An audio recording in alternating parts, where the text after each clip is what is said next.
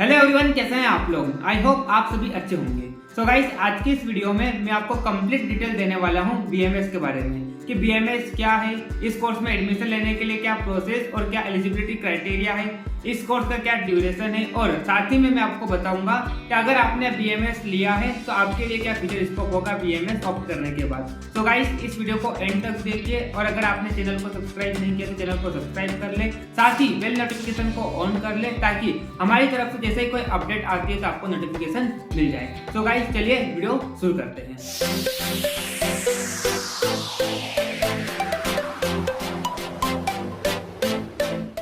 So guys, video में आगे बढ़ने से पहले लोगों के मन में जितने भी मिथ या मिसकंसेप्शन है अबाउट आयुर्वेदा उसको मैं क्लियर कर देता हूँ। सो गाइस, पहला मिथ तो ये है कि Ayurveda is a backup option. So guys, ऐसा बिल्कुल भी नहीं है। हाँ, पहले ऐसा होता था कि स्टूडेंट्स जो होते थे वो नीट की तैयारी करते थे और उनके कम मार्क्स आते थे तो वो आयुर्वेदा को एज अ बैकअप ऑप्शन लेते थे। लेकिन गाइस, अब ऐसा बिल्कुल भी नहीं है। अब आयुर्वेदा का क्रेज लोगों में काफी बढ़ गया है और अब बहुत सारे स्टूडेंट्स आपको ऐसे दिख जाएंगे जो आयुर्वेदा को एज अ प्रायोरिटी मानते हैं और नीट की प्रिपरेशन करना चालू कर देते हैं। आप ये पिछला रिकॉर्ड भी देख सकते हैं AACCC की वेबसाइट पर जाकर। आप वहां पर देखेंगे अलॉटमेंट लेटर तो आपको वहां पर मालूम पड़ेगा बहुत से बच्चे ऐसे हैं जिनके 600 से एबो मार्क्स थे और उनको एमबीबीएस मिलने के बावजूद उन्होंने बीएमएस को ऑप्ट किया। तो गाइस, ऐसा बिल्कुल भी नहीं है कि आयुर्वेदा एक बैकअप ऑप्शन है और वो as a backup option student जो होते हैं चूज करते हैं। और गाइस, दूसरी भ्रांति तो ये है लोगों के मन में कि आप जैसे आयुर्वेद में आते हैं तो आपको जड़ी बूटीज के बारे में पढ़ाया जाता है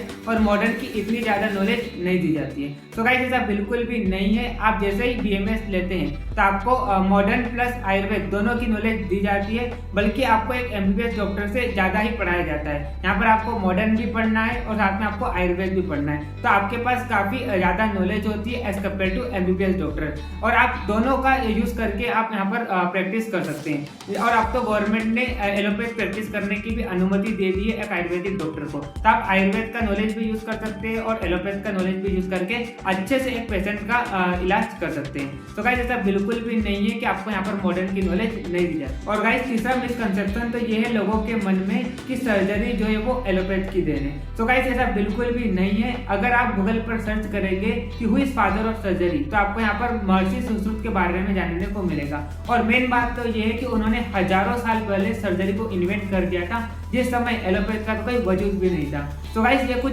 भ्रांति थे लोगों के मन में जिन्हें मैंने आपको क्लियर कर दिया। सो गाइस, अब हम वीडियो में आगे बढ़ते हैं और डिटेल में देखते हैं कि बीएमएस का क्या मतलब होता है। तो सबसे पहले मैं बात करूं बीएमएस के फुल फॉर्म की, तो बीएमएस का मतलब है bachelor of Ayurvedic medicine and surgery. अगर मैं इस कोर्स की एलिजिबिलिटी क्राइटेरिया की बात करूं तो इस कोर्स में एडमिशन लेने के लिए आपके 12th में मिनिमम 50% होना चाहिए और साथ में आपको यहाँ पर एक एंट्रेंस एग्जाम क्वालिफाई करना होती है जो कि है नीट। इसका मतलब होता है national eligibility of entrance test. तो ये एग्जाम आप क्वालिफाई करने के बाद आपको बीएमएस में एडमिशन मिलता है। तो ये एग्जाम करने के बाद आपको इस कोर्स में एडमिशन लेने के लिए आपको काउंसलिंग कराना होती है और काउंसलिंग भी दो तरह की होती है। एक तो 15% ऑल इंडिया कोटा काउंसलिंग और दूसरी होती है 85% स्टेट काउंसलिंग। अगर मैं 15% ऑल इंडिया कोटा काउंसलिंग की बात करूं, इसकी जो काउंसलिंग होती है वो AACCC के द्वारा कराई जाती है और जितने भी इंडिया में कॉलेजेस है उनकी 15% सीट को फिलअप करने के लिए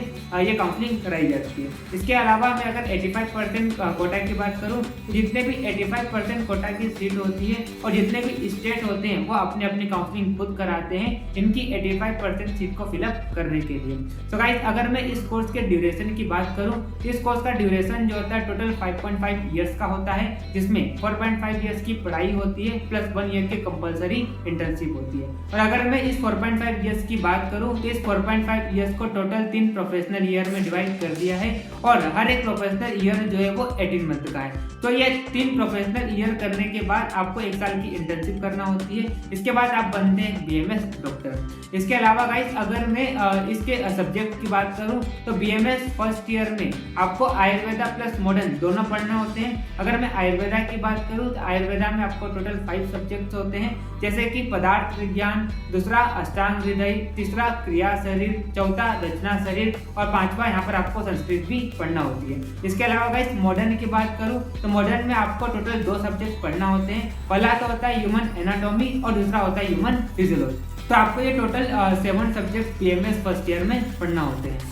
सो गाइस अब हम बात करते हैं कि बीएमएस करने के बाद आप क्या क्या कर सकते हैं। तो अगर हम बीएमएस स्कोप की बात करें तो आपका जैसे ही बीएमएस खत्म होता है तो आप अपना खुद का क्लिनिक सेटअप कर सकते हैं, या तो आप एमडी या एमएस कर सकते हैं। और एमडी और एमएस करने के लिए आपको एक एंट्रेंस एग्जाम देना होती है जो कि AIPPT। तो आप जैसे ही इस एग्जाम को देते हैं और क्वालिफाई होते हैं तो आपको आपके रैंक के अकॉर्डिंग अलग अलग फील्ड में एमडी या एमएस करने को मिलता है। इसके अलावा गाइस अगर हम बात करें तो आप MPH कर सकते हैं, जिसका मतलब होता है मास्टर इन पब्लिक हेल्थ। तो ये 2 साल का कोर्स होता है, काफी अच्छा कोर्स है, तो आप ये भी कर सकते हैं। इसके अलावा गाइस आप स्टेट AMO एग्जाम फाइट कर सकते हैं। इसके अलावा आप UPSC AMO एग्जाम फाइट कर सकते हैं। इसके अलावा बहुत सारे डिप्लोमा कोर्स होते हैं, तो आप वो भी कर सकते हैं। जैसे कि बात करते हैं diploma in yoga, diploma in pharmacy, diploma in panchakarma, तो आप ये सब कर सकते हैं। इसके अलावा गाइस डिप्लोमा इन पंचकर्म करने के बाद आप अपना खुद का पंचकर्म सेंटर भी खोल सकते हैं। इसके अलावा गाइस आप आपकी खुद की फार्मेसी इंडस्ट्री खोल सकते हैं। आप वहाँ पर आपके खुद के प्रोडक्ट को मैन्युफैक्चर कर सकते हैं, और प्रोडक्ट को मैन्युफैक्चर कराने के बाद आप उनको पेटेंट भी करा सकते हैं। इसके अलावा गाइस जितने भी थर्ड पार्टीज के प्रोडक्ट होते हैं आप उनकी मार्केटिंग भी कर सकते हैं। इसके अलावा गाइस आप एंट्रेंस एग्जाम देकर मेडिकल ऑफिसर भी बन सकते हैं। इसके अलावा गाइस मेन बेनिफिट तो ये होता है बीएमएस करने के बाद कि आप एलोपैथी प्रैक्टिस करना चाहे या आयुर्वेदा, तो आप दोनों फील्ड में वर्क कर सकते हैं। इसके अलावा गाइस आप बहुत सारी जो आयुर्वेदिक कंपनीज होती है, जैसे कि बात करते हैं डाबर, पतंजलि, हिमालय, तो आप इन सबको भी ज्वाइन कर सकते हैं। तो गाइस बीएमएस करने के बाद आप कुछ भी कर सकते हैं और काफी अच्छी अर्निंग भी ले सकते हैं। इंपॉर्टेंट ये है कि आपकी नॉलेज कितनी है और आपका वर्क पैटर्न कैसा है। अगर आपकी अच्छी नॉलेज होगी तो आप अच्छा लाइफ में अचीव कर पाएंगे। तो गाइस आज की इस वीडियो में मैंने आपको कंप्लीट डिटेल बताया कि बीएमएस क्या होता है, बीएमएस में एडमिशन लेने के लिए क्या प्रोसेस होती है और इसकी क्या एलिजिबिलिटी क्राइटेरिया है, और साथ ही में मैंने आपको यहाँ पर स्कोप भी बताया। तो गाइस अगर आपको वीडियो अच्छी लगी हो तो वीडियो को लाइक करिए, ज़्यादा से ज़्यादा लोगों को शेयर करिए, और अगर आपने चैनल को सब्सक्राइब नहीं किया चैनल को सब्सक्राइब कर लीजिए। So be happy, enjoy your day. Thank you so much.